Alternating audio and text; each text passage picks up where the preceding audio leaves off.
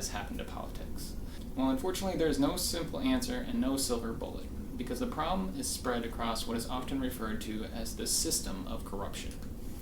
Now, to explain that system, I'm going to talk just a bit from my perspective as a scientist, and I don't want you to panic when you see this, because even though I'm going to walk through it quite quickly, I think most of you will understand the key points and what they say about our process of electing representatives. Okay, so this is what the system of corruption in Washington looks like. Now remember, don't panic. It is complicated, but each step in all these loops is really quite easily understandable and well supported by data. So the first step of loops I want to talk about are called the Crony capitalism loops, and how they end up creating a favoritism in Congress that constantly leans towards the preferences of elites, which includes interests like corporations, partisan machines, and the rich and famous. This favoritism is driven in part by the large dollar contributions that are required to win today's campaigns. And to illustrate this for the House campaigns, we can see that how the cost has gone from a total of just over $100 million to one over $750 million in private contributions that are needed to win a public office. Now, this total does include small dollar contributions, but even when you zoom all the way in, you can only just barely see them. Alright, so elite contributions come from elite political investments, which are based on their income, which makes our first loop that acts to reinforce elite influence over time. And one way to see this is to look at the growing disparity between an economy that works really well for the elites, but that does not work anywhere near as well for all the rest of us. Which again, only in part, the congressional influence can easily be seen in the steady decline in the marginal tax percentage paid by elite earners. Okay, so the next crony capitalism loop has to do with lobbying, which is a function of the cost of the lobbyists and the amount of funds available. When we look at the funds available as compared to political contributions to winning House campaigns, you can see that it absolutely crushes them with over $3 billion. These funds also come from elite political investments, which closes our second reinforcing loop that we call lobbying gains. And these gains are hugely lucrative.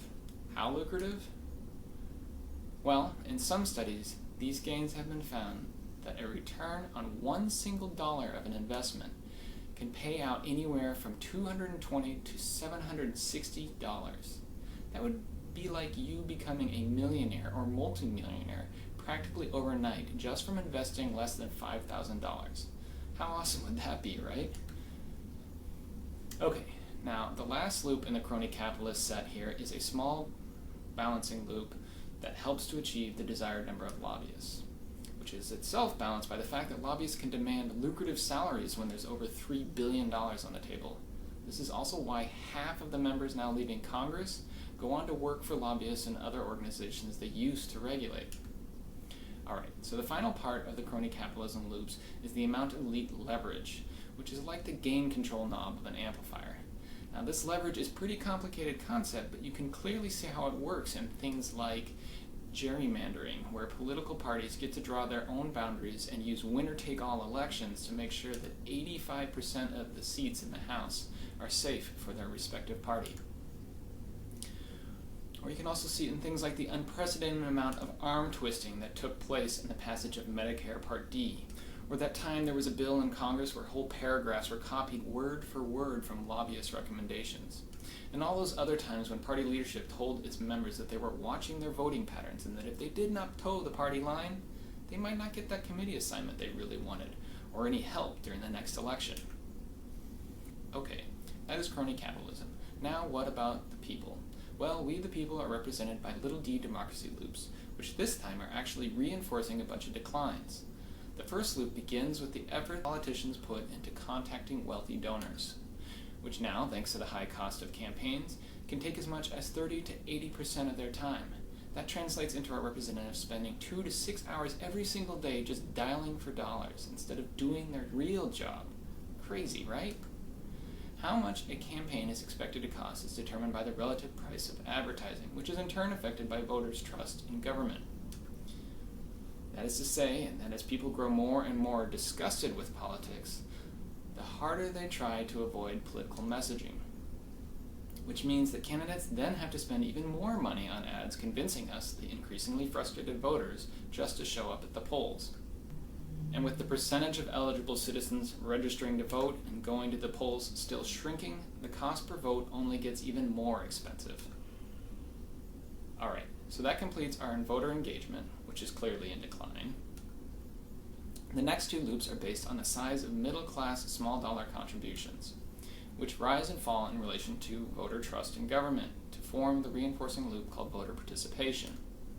The next loop adds the relationship to middle-class income, which determines how much relative influence the general public has over policies in Congress.